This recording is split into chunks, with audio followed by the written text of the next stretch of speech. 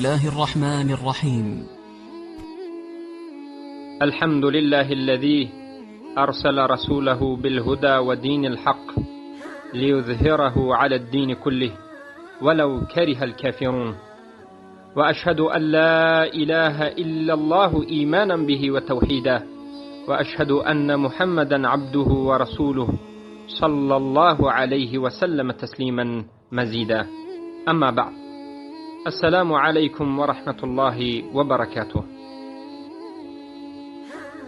برادرانم و خواهران موحدم، امروزها همه شما دارید مشاهده می کنید که ملت کفار و رسولمان محمد صلی الله علیه و سلم دارند توهین می کنند، تحقیر می کنند و با رسمهای گوناگونی که لایق وصف رسول الله صلی الله علیه و سلم نیست رسم کشی می کنند و با این راه رسول الله صلی الله علیه و سلم را اذیت می دهند و با این راه تمام مؤمنین و موحدین و تمام مسلمان ها را اذیت می دهند و تحقیر می کنند. و البته این عملشان نو به وجود نآمده است.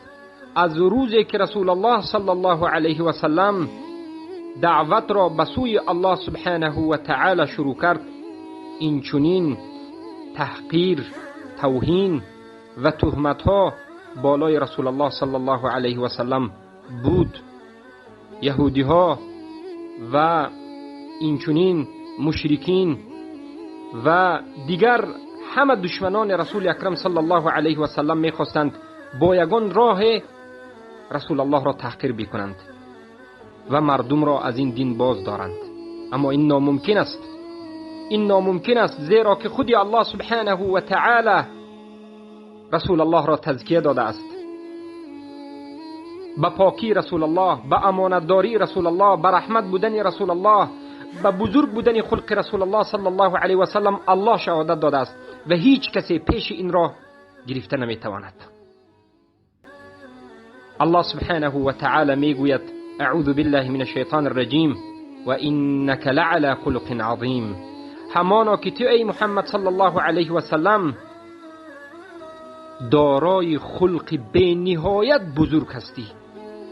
خلق رسول اکرم صلی الله علیه و سلم همان خلق بود که در قرآن آمده است، چه که مادرمان عایشه رضی الله عنها میگویند خلقه که خلق القرآن.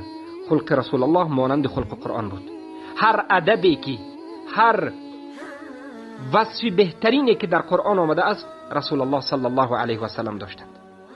یک انسان متواضع، یک انسان حقگو، یک انسانی که نه فقط به انسانها بلکه به حیوانها رحم کننده بودند. رسول الله گفتند گربه را نزنید و از پیش خود دور نکنید. رسول الله صلی الله علیه و سلم گفتند آب دادن به یک حیوان این رحمت به اوست. رسول الله صلی الله علیه و سلم گفتند یک زن به سبب این که یک گربه را محکم کرد و به او طعام نداد به جهنم رفت. رسول الله صلی الله علیه و سلم گفتند یک انسان به یک سگ تشنه آب داد که خودش موحد بود، بالاخره همین سبب شد که به جنت برود. این همه نشانداد رسول الله صلی الله علیه و سلم دلالت بر رحمت میکند. همین است که الله سبحانه و تعالی گفته است و ما ارسلناک الا رحمتا للعالمین. ما تو را نفرستادیم مگرم رحمت به سوی همه عالمیان. رسول الله صلی الله علیه و سلم رحمت به همه عالمیان هستند. اگر همین رسول الله نمی بودند امروز من و شما و همه عالمیان غیر الله را عبادت میکردیم. این بزرگترین رحمت است که رسول الله صلی الله علیه و سلم من و شما را به سوی عبادت الله دعوت کردند. یکتا پرست شدیم، موحد شدیم و راه جنت را دریافتیم، رضایت الله را در میابیم، همه اش به واسطه محمد صلوات الله ربی و سلامه علیه. این بزرگترین رحمتی که سبحان الله این عالم از اول تا به آخر دیده است. تا روز قیامت راه رسول الله راه نجات است. منهج رسول الله منهج خوشبختی است و رسول الله صلی الله علیه و سلم بشارت دهنده و بیم دهنده آمدند. بشارت می دهند از جنت، بیم می دهند از جهنم و یک سراج و نور منیر آمدند. مبشرا و نذیرا و داعیا الی الله باذنه و سراجا منیرا. این رسول الله که از ماهتاب زیباتر بود، خیلی که یکی از صحابگان رضی الله عنه میگویند وقتی که در نصف شب من رسول الله را نظر کردم و ماهتاب را نظر کردم، چهره رسول الله صلی الله علیه و سلم از چهره ماهتاب زیباتر بود.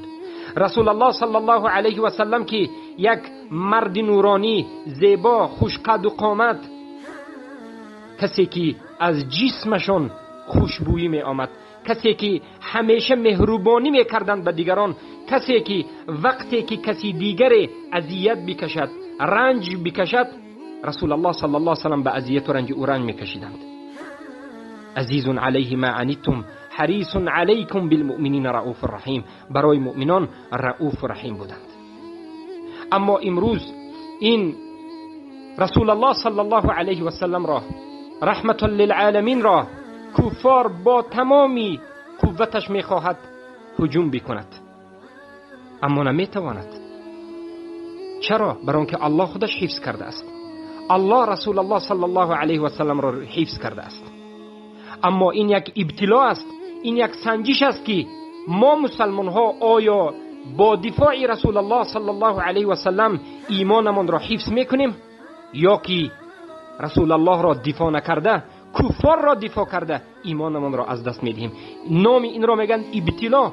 الله سبحانه و تعالی به واسطه تحقیر رسول الله صلی الله علیه و سلم که کفار امروز کرده ایستاده است، من و شما را هم سنجیده ایستاده است. من و شما در ابتلا هستیم. این تحقیری که کفار در حق رسول الله میکند هیچ ضرری به رسول الله ندارد. اما اگر ما رسول الله را دفاع نکردیم، اما اگر ما پیروی از رسول الله صلی الله علیه و سلم را دوچند زیاده نکردیم، دانید که ما از این ابتلا، از این سنجش نگذشتیم. بله، امروز جماعت‌های را دیدیم که در دفاع رسول اکرم صلی الله علیه و سلم خاروزار شدند. یک چند روز است که خود بنده در وسایط بگویم این شبکه‌های اینترنتی مقاله ها در این موضوع و نوشته های در این موضوع میکارم، اما دو طایفه را دیدم که گمراه شدند، یا بگویم سه طایفه را دیدیم که گمراه شدند. طایفه صوفی های قبوری ها، همه علمای بزرگ این صوفی های قبوری ها از زبانشان چیزی نبرآمد. اگر برآمده باشد هم، اگر دو سه کلمه در حق کفار صحبت کرده باشند، 100 کلمه دیگر در حق دیگر مسلمان ها گپ زدند و مسلمان ها را سبحان الله خودشان گفتند که مسلمان های امروزه سختگیر شده است و تروریست شده است و این آن. و طایفه دوم مدخلی ها در رو بروی دفاع پیامبر صلی الله علیه و سلم شرمنده و شرمسار شدند، زیرا که علمای این مدخلی ها برآمدند و گفتند که مقاطعه کردن با فرانسه این خوارجی است. اعوذ بالله، این یک شرمندگی است. این علمای تواغیت به خاطر دفاع طاغوت‌ها این فتوای شرمندگیشان را صادر کردند. و سومین طایفه حزبی ها، به خصوص حزب نهضت اسلامی تاجیکستان، شرمندگی خود و اختیار رده‌ی خود را بار دیگر باز آشکار کرد. بیانیه این حزب نهضت را ما در فیسبوک و در گروه مقاله ها در تلگرام و در غیره منتشر کردیم که شما مطالعه بکنید، ببینید که چقدر در این بیانیه حزب نهضت سرزنش میکند مسلمان های را که به خاطر دفاع رسول الله صلی الله علیه و سلم قدم برداشتند، اما کلمه درباره این کفار نمیگوید. کفاری که رسول الله صلی الله علیه و سلم را رسم کشی میکند با طرز تمسخر سخن نمیگوید. انا این را میگویند ابتلا و نگذشتن از ابتلا. الله خارتان بکند که جانب کفار را اختیار کردید. اما ما میگوییم، از اولین روز نوشتیم و امروز هم میگوییم که الله سبحانه و تعالی لعنت بکند کسانی که زبان درازی کردند، قلم درازی کردند نسبت سید البشر، بهترین فرزند آدم، خیر البشر محمد صلی الله علیه و سلم، خلیل الله صلی الله علیه و سلم. الله خودش در قرآن گفته است لعن الله الذین، الله خودش در قرآن گفته است بله الذین یؤذون الله و رسوله لعنهم الله فی الدنیا والآخره و اعد لهم عذابا مهینا. آنهایی که الله و رسول الله را اذیت می‌دهند اونها را الله لعنت کرده است. در این دنیا لعنت شده اند و در روز آخرت هم لعنت شده اند. از رحمت الله دورند، به عذاب جهنم و به عذاب سخت گرفتار خواهند شد. به خاطر چی؟ به خاطر اینکه رسول الله را اذیت دادند، به خاطر اینکه مسخره و شوخی به الله و رسولش کردند. الله سبحانه و تعالی میگوید الذين یؤذون رسول الله لهم عذاب علیم. آنهایی که رسول الله را اذیت میدهند به آنها عذابی به نهایت دردآور است. و کسانی که این کفاری که رسول الله را اذیت داده است اینها را طرفداری میکنند، در حق اونها بی اهمیتی میکنند، پروایی ندارند، سکوت را اختیار کرده اند، اینها هم از جمله همین کفار هستند. بدانید که دشنام دادن رسول الله صلی الله علیه و سلم به رسول الله هیچ ضرری نمیدهد. اما من و شما یا رسول الله را دفاع میکنیم یا که رسول الله را دفاع نمیکنیم. وقتی که دفاع کردیم ایمانمان ثابت میماند، وقتی که دفاع نکردیم ایمانمان از ما جدا می شود. از همین جهت است که علمای اهل سنت و الجماعت می گویند این یک ابتلا است برای امت اسلام. بارک الله فیکم. شیخ عبدالعزیز طریفی حفظه الله و فک اسره می گوید که رسول الله صلی الله علیه و سلم هیچ احتیاج به دفاع ما ندارد، بلکه من و شما احتیاج داریم که رسول الله را دفاع کنیم و ایمانمان را ثابت نگه داریم. ما محتاج هستیم که رسول الله را دفاع کنیم تا که ایمانمان ثابت بماند. نظر بکنید به صحابگان و از صحابگان تعلیم بگیرید. قصه محمد ابن مسلمه که کعب ابن اشرف یهودی را سر برید به خاطر اینکه رسول الله را اذیت داد. قصه عبدالله ابن انیس، قصه عمرو ابن امیه، قصه خبیب و قصه عبدالله ابن عتیک. این قصه های صحابگان که به خاطر رسول الله صلی الله علیه و سلم قصاص بگرفتند. شما در صحیح بخاری مطالعه بکنید که رسول الله صلی الله علیه و سلم شخصی هستند که هر کسی دشنام داد او جزایش همین است.